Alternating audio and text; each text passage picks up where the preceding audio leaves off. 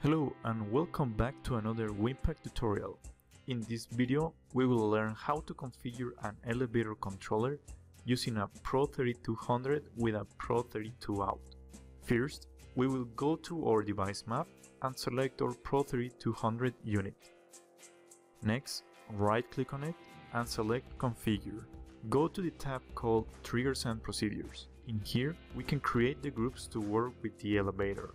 Under Procedures, we will create a group of outputs. Each element on our action list represents one of our outputs, and each output represents a floor. For our output configuration, we will select the following settings.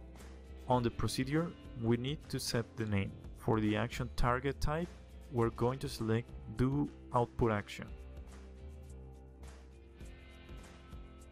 For output SIO, we will select our PRO32 out. Output device will be the output we have assigned for the floor. Output action will select pulse and set the time for the pulse. This same process must be done on each floor.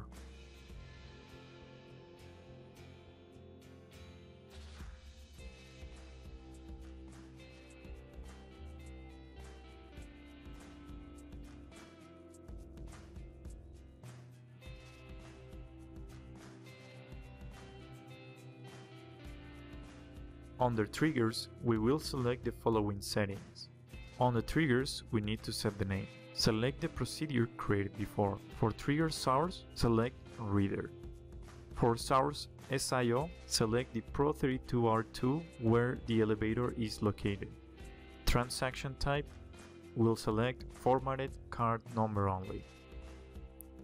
Under time zone, we'll select Always On. For trigger transactions, leave all by default. Card user level to trigger on. In here, we will set the number of the trigger depending on the procedure we're working with. Now, we just need to configure the cards that will be working for our elevators. For more information and videos, please visit our website, honeywelldiscoverytraining.com.